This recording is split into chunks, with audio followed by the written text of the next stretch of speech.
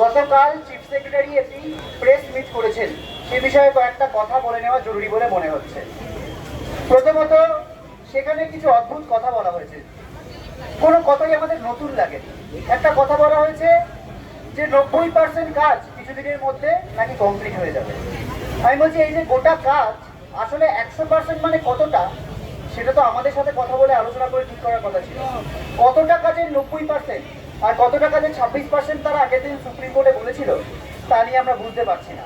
আমরা কিন্তু কাজের যা অগ্রগতি দেখছি, আজকেও হচ্ছে কাটোয়া হাসপাতালে একটি ঘটনা ঘটেছে, এরকম নানা ঘটনা কিন্তু ইতিমধ্যে ঘটে চলেছে। ফলত কাজের অগ্রগতি নিয়ে কিন্তু আমরা যথেষ্ট সন্দিহান।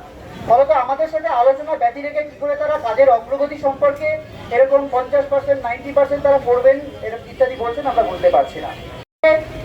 প্রথমত, এসএসকেএম হসপিটাল থেকে আমাদের সিনিয়র ফ্যাকাল্টিরা মিছিল করে এসেছিলেন, এবং দ্বিতীয়ত আজকে কলেজ স্কোয়ার থেকে যে মিছিলটি ছিল, আপনারা সকলেই জানেন পুলিশ নানা অজুহাতে সেটির পারমিশন ক্যান্সেল করে।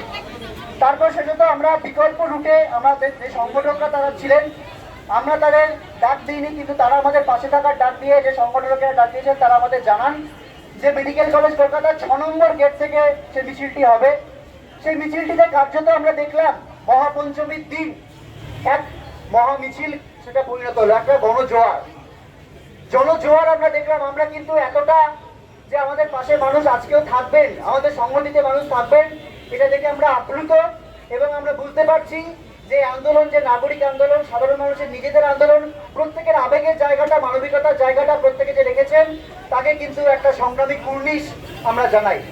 ক্ষমা চেয়ে নিতে বাধ্য হচ্ছি প্রত্যেকের কাছে, কারণ আপনারা সকলেই জানেন আমাদের যে এই স্ট্রাকচারটা, পুলিশ এই স্ট্রাকচারটাকে সেরকমভাবে বাড়াতে দেয়নি, আমাদের পদে পদে বাধা দিয়েছে।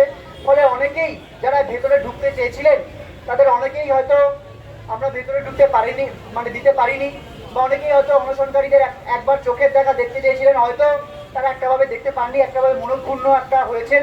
তো তাদের কাছে আমরা করজোড়ে ক্ষমা চেয়ে নেব।